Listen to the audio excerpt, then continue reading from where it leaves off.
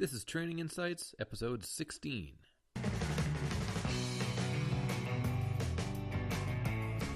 Hi, and welcome to Training Insights. This is episode 16. My name is Kevin McGowan. Of course, this podcast is brought to you by Training Magazine. Go to trainingmag.com. If you are a frequent visitor to the website, or maybe you get the magazine in the mail, you should know that Training 2018 Conference and Expo is coming up in February 2018, February 12th to 14th in Atlanta, Georgia. You can go to trainingmag.com, of course, and register there. Today, I'm going to be having a conversation with one of the keynotes for the conference. His name is Bob Harris, truly fascinating and inspiring individual. He is best known, perhaps, as being a multiple winner on Jeopardy many moons ago. He even wrote a book about his experiences on Jeopardy. And how this fits into the training world is that he managed to cram a lot. If you're going on Jeopardy, you got to know a lot of stuff and a lot of random stuff. He did a lot of studying and managed to figure out some really good tricks on how to get these facts and all this information into his head. So that's really interesting from a training perspective. What's interesting also from a human perspective is his more recent work. He has worked as a travel writer, and he's done a lot of world travel and seen just about every country on planet Earth.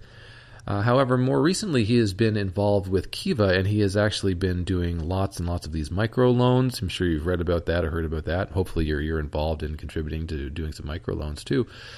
So he's a big proponent of that, and has a lot of interesting things to say about it. So I don't want to talk too much and give anything away. I just want to introduce my new friend. Ladies and gentlemen, this is my chat with Bob Harris. And Bob Harris, hi, and welcome to Training Insights. Oh, thank you. Good to be here. That was so articulate right off the top. I know, we're really starting strong here, Bob. It's a great intro for you're going to be doing a speaking engagement at the Training Magazine conference in February. So how eloquent do you think that'll be? I will tell you, it'll be subject, verb, object all night long. Oh, that's perfect. It's going to be amazing. Yeah. Professional speaker. Well, let me. I want to ask you a few questions over the course of our little chat, but let me start with Jeopardy. And you wrote this great book about it too, your experience on the show and how you managed to cram in a lot of learning in preparation. Can you tell me a little bit about your theory of learning? If I can call it that. Sure. And the plug, the book is called Prisoner of Uzbekistan, and I think it's out of print at this point, so I'm not going to get a massive royalty. But if anybody wants to hunt it down. Okay. I was on Jeopardy about 14 times, well, exactly 14 times, and over the course of like 10 years, different tournaments and so on. And I actually don't walk around the planet knowing all of the vice presidents. I have a life. I go through my day.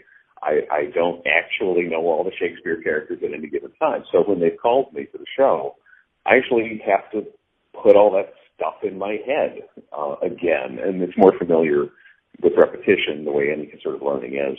Right. But the way that I was able to put so much in my head, my degree is in electrical engineering and applied physics. So when I first passed the Jeopardy test after failing it 5 times, I realized, oh my God, if I go on the show, I'm going to be going against liberal arts people, Ivy Leaguers who, pass it on the first time.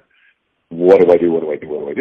Right. And so when they called me for the show, I had about 3 weeks to suddenly give myself a liberal arts education.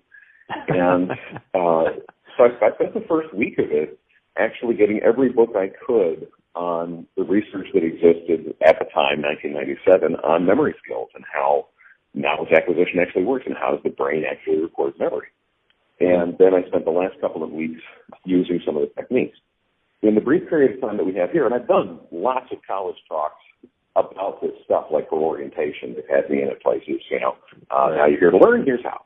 And the tricks that, in shorthand, a couple of things I can pass along, and chapters 5 and 7 of the book get into it more.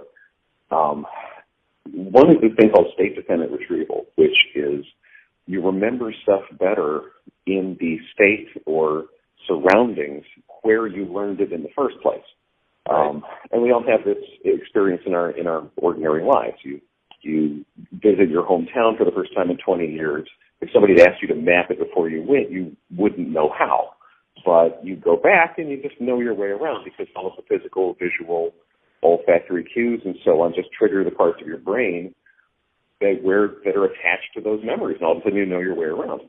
Right. And it's the same thing with information. So, simple hack, a word that's fashionable for these things now. If you're a student and you're going to be taking an exam in a big lecture hall, study in a big lecture hall. Don't do it in your dorm room. You're not taking the test in your dorm room. Or if you're practicing for a big business meeting and you want to have a presentation you really need to nail, practice it in as close an environment to where you're doing the meeting as you're actually going to do it. And do it standing and do it wearing the clothes you're going to do. And that's why they do a dress rehearsals in theater. So that's a very, very simple thing, but it's surprisingly powerful. One of the other things, too, and this will be the second tip, and I'll let you get on to the next question, is the way we encode memory is not based on how much we want to know a thing or how many times we repeat it to ourselves. It actually has to do with how our brains evaluate the information in terms of our survival. Is it essential to us surviving? If I ask you to remember any random drive to work from 3 years ago, you'd never remember it. If I ask you to remember a car accident from 10 years ago that was on some random drive, you'll remember it vividly. That's because it was a survival issue, and the part of your brain, the hippocampus, that stores the information, just goes into hyperdrive because it's a survival issue. You can trick your brain into thinking that dry information are survival issues by linking the way you remember it to something that generates a primal response. This can be laughter, disgust, feeling sexy, feeling hungry, anything that creates a primal response. So I would tend to link things together using humor. For example, going on the show, I wanted to memorize the location of all the Native American nations pre-Columbus's contact. So I took a big map of the U.S. and used humor or goofy imagery as the glue between the names of the tribes and the location. The Chickasaw Indians were in the area around Memphis, Tennessee, so I need to link Chickasaw to Memphis. So what's in Memphis? And this happened very fast. Elvis slept with every Chickasaw. Okay, Chickasaw Indians, Memphis. You will now remember that for the rest of your life, by the way. Probably as will. silly as it is. Yeah, and that's because your hippocampus saw that there was sex and humor involved, and bam, it's in your brain forever. And so when I'm studying anything, or I'm learning a language, I'm studying German right now, or anything, that's the glue I use to attach new information into the skull. Anyway, there's a lot more to it, but that's the shorthand answer to your question. It's fascinating. The whole concept of having that primal response to something, or being able to trick yourself, or being able to attach it to, like you're saying, like a joke or some other kind of passionate imagery, is really. I mean, that's eye opening for me. I hadn't thought of it like that before, but it makes sense. I mean, like you're right. The car accident example is perfect. I'm going to remember. I remember every time I tore my ACL. I'll remember every detail about that forever, right? Mm-hmm. So that's a fascinating way to look at it. Yeah. Oh yeah. It's incredibly valuable. I've been using that trick now for 20 years, and it has been, and plus a bunch of other ones that I teach in that particular seminar. And I can't tell you how much easier it makes my life. I'm just social things. Remember people's names at parties. I was just going to say, I can never remember people's names when I meet them. I was just going to say, I can never do that. So thanks for doing that. Well, the trick to that is do that little trick the minute you meet them. I mean, literally the second, when they first introduce them. Don't get around it. So, somebody introduces, "Hi, I'm Melanie." Immediately imagine her head is an enormous melon. And if you're going to have trouble, that's off the top of my head. It's not like a standard joke or something, but I do. I just pre-associate with something goofy. And then if you're not sure it's going to stay, eat the melon. You will not forget her name because now it's tied to food and something kind of weird and highly visual and tactile. And you're going to remember Melanie when you see her face now for the rest of your life. And you can do that in 2 seconds when you first meet somebody. Now, I better know your name at the end of this talk, by the way. I'll keep it a secret. I'll tell you later. Okay. Well, I know another passion of yours that's come more recently, I guess, is these microloans. Hmm? Can you tell me a bit about how you've gotten involved with this and I guess really the purpose or your personal purpose in pursuing this too? Oh, sure. Just, saving the world, basically. I mean, it is a bit of a nightmare out there. I'm sorry, what? It is a bit of a nightmare out there, so I can see that. God, yeah. Anybody listening to this, if you're in the United States, you're somewhere in the developed world, we basically won the birth lottery, all of us. None of us designed the world. We just have to live in it and try to make it nice for people. And, there's like 1 billion people out there who don't even have access to clean water. And it's really easy to just kind of go through our lives and have our first world problems and well, I didn't make the world and it's not my job to fix it. Well, but while we're here. So I got into all this. I was actually working as a luxury travel writer, which is not really how Gandhi got started. It's not to compare myself, but it's not the origin story you would expect. Right. But I was working for Forbes, and my job was I got paid to travel all over the world and stay in 5-star hotels, eat the really great food, take the massages, swim in the pool, and then write a 300-word article that would take me about 90 minutes to throw together at tops. That would basically say, the hotel is quite nice. That was my job. I got paid for that. I got paid to sleep in fancy bed. And the interesting thing about it is it's actually phenomenally boring. It's really fun for the first month or two, particularly when you're going to Western European capitals. That's great. Yeah. If you go to the developing world and you're staying, for me, the come to Jesus moment was I was in Dubai and I'm staying in billion-dollar hotels being built by near slave labor brought in from South Asia who are working for the equivalent of about $6 a day, 12 hours a day, 7 days a week at 105-degree heat. Yeah. Sleeping 10 to a room in labor camps that aren't even on the tourist maps.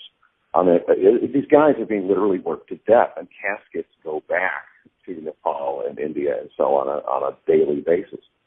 And knowing that and seeing these guys, and the heartbreak of it is realizing that they're doing it because they love their families. They signed up for this stuff because they're for villages where people make $1 a day, $2 a day.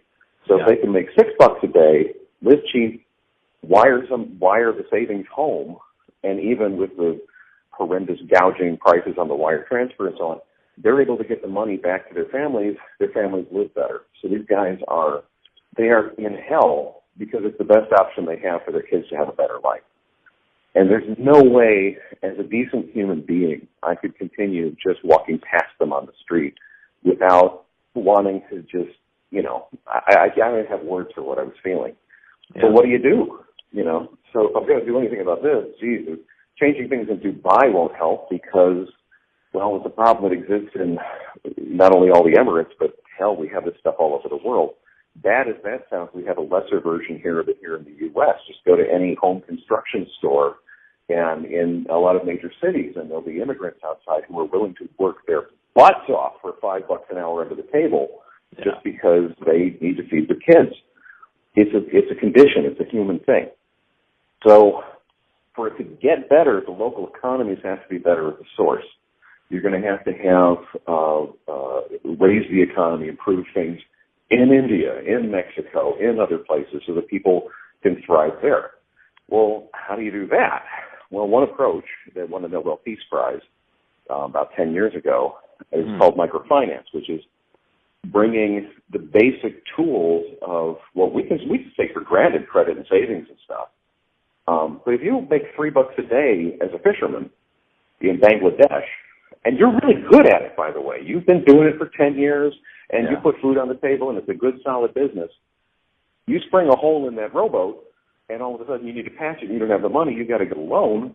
Where are you going to go? You're going to go to the local Tony Soprano, and he's going to charge you a huge interest rate, and now you can get into a debt spiral. And this has been happening for generations all over the world. Yeah. Gandhi Muhammad Yunus, some other people had a brilliant idea. Hey, how about if we make reasonable credit available to the working poor? Won't that be neat? And savings and so on. That's what they did, and it actually works pretty well when it's properly administered. So it wins this Nobel Prize. I've got this nest egg from the travel writing and from Jeopardy and other stuff.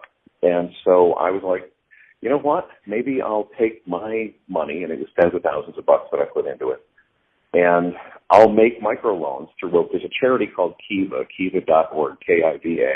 There's a web platform where anyone can make these loans. I'll stick these loans. I'll stick my money in these loans, and I'm a writer. There's some question as to how this works. You know what? I'll follow the money. I'll track down my individual clients out in the field, and that'll be a book. And so that's what I did with 4 years of my life. I went to Kenya and Rwanda and Lebanon and Peru and Cambodia and all kinds of places, traipsing around, literally tracking down people I'd lent to online, showing up at the doorstep.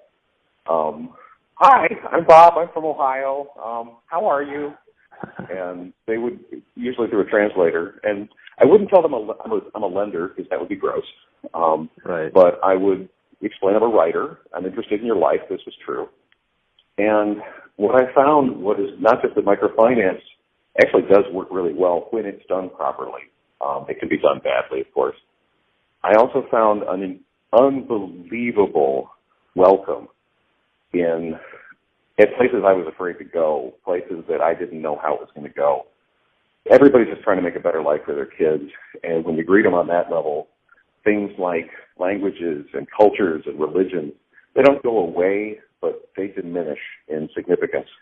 And miracles happen, and people's hearts open, and you play with the kids. And so I wrote this book that was about all that, and it's called The International Bank of Bob.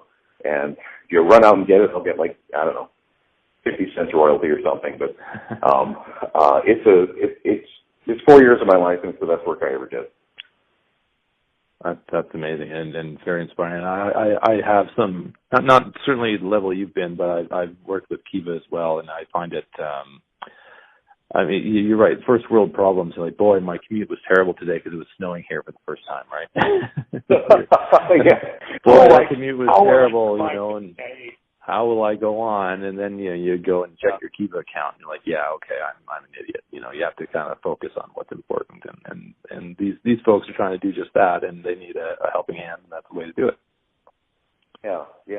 It's a cool thing. And by the way, for kids, for educators, the website itself is a really cool place to just peek into the lives of others, because every borrower, and there's thousands and thousands and thousands of them in 90 countries or something.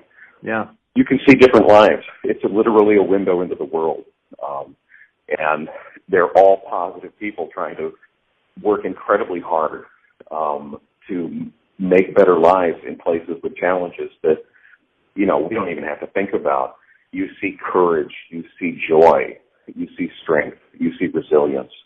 And honestly, it's inspiring. My hope in every talk I do about that is to share not just I don't want to just evangelize microfinance. I kind of want to evangelize human beings, because we get a really bad rap. You turn on the television and it's all war and death in actually a really small number of places. There's 193 countries, and Iraq is a mess and Syria is a mess, and you can list the messes.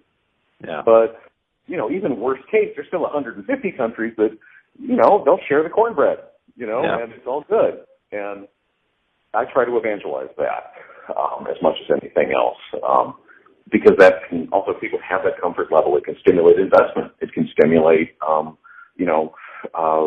programs I can't even imagine that somebody else will think of. Yeah. And so that's what I'm up to. That's amazing. And I'll tie that back into the conference that you're speaking at, and the Training Magazine conference in February. What can we expect to hear from you primarily in your talk there, do you think? Oh, wow. Well, it's kind of what you just heard, but more.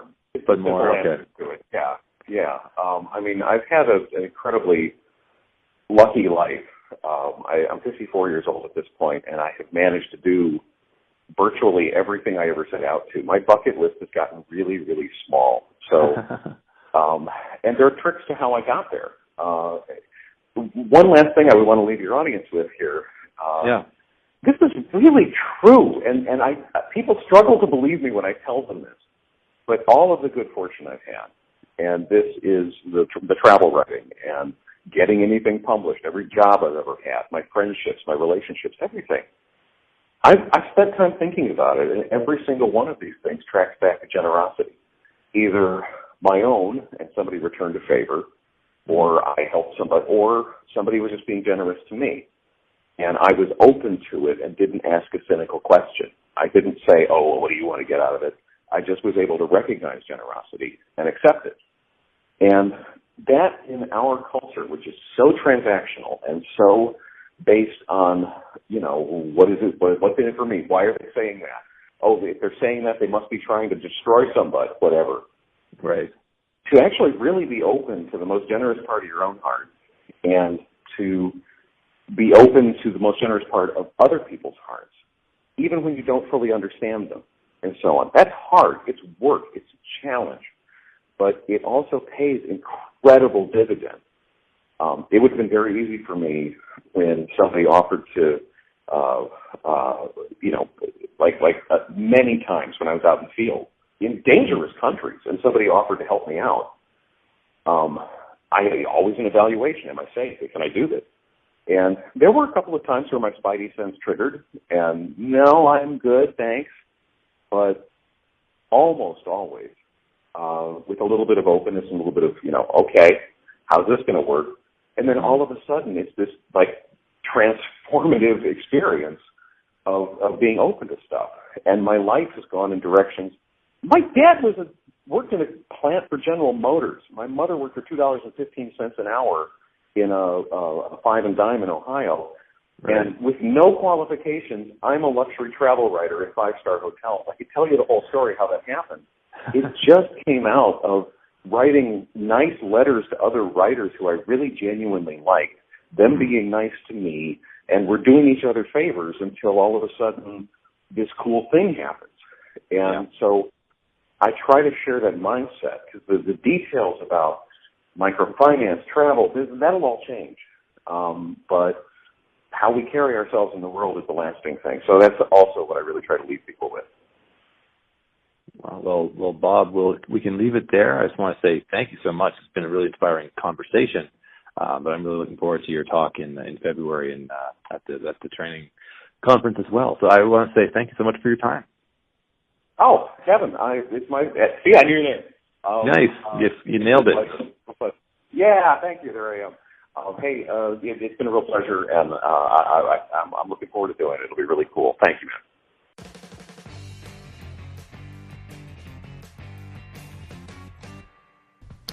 I want to say thank you very much to Bob for taking the time to talk to me on the phone. It was a really enlightening conversation for me, just about learning for one thing, but also about maybe just how to act in the world.